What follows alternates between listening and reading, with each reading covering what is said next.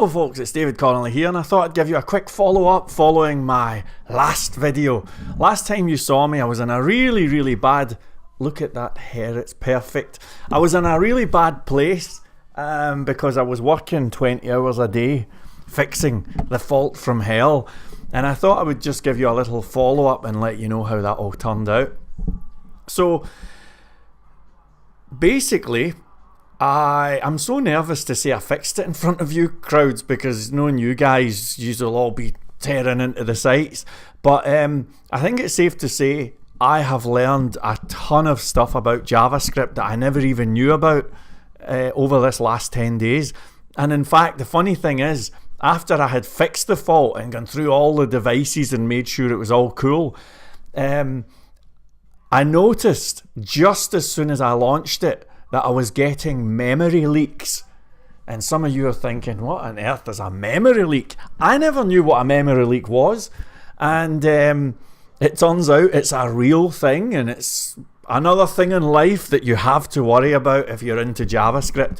So basically, what happens with a memory leak, I'm not going to go into the details, but the upshot of it is it makes the screen freeze, you know, everything, even the refresh button and everything, if you get these memory leaks. And it happens if you set up too many JavaScript objects, and basically if you have the screen doing too much stuff.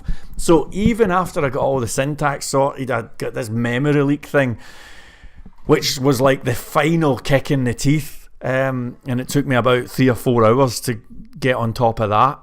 Anyway, eventually I did get the thing working again, and like I say, I came away with it with a whole bunch of new knowledge about JavaScript, and in fact a whole new philosophy about JavaScript, which I'll maybe talk about another time.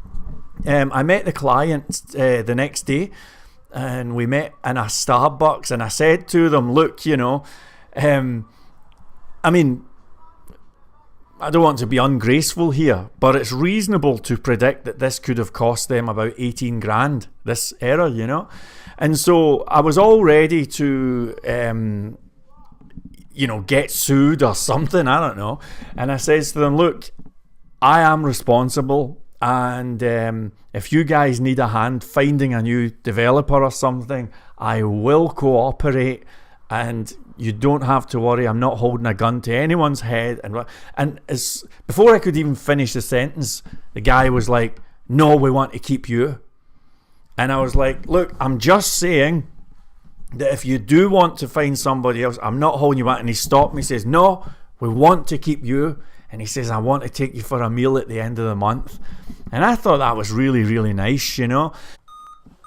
As developers, you know, we have this expectation of, let's build it so that it works on devices that are maybe 3, 4, 5 tops years old, you know. But I knew when this browser compatibility issue appeared that the spotlight would be on me.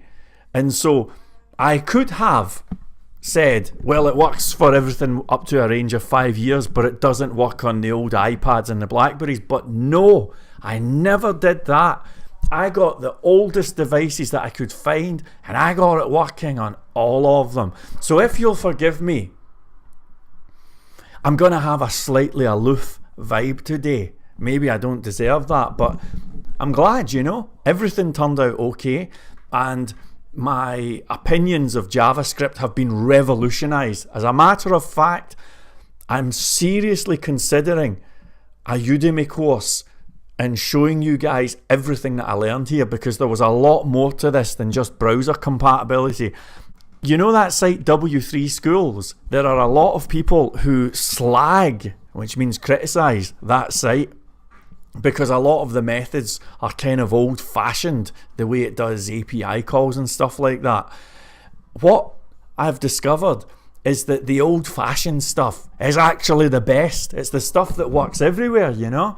And I know that there's more graceful ways to do things. Just go watch a Traverse video and you'll see that, and it's awesome. But I'm interested in stuff that will work everywhere.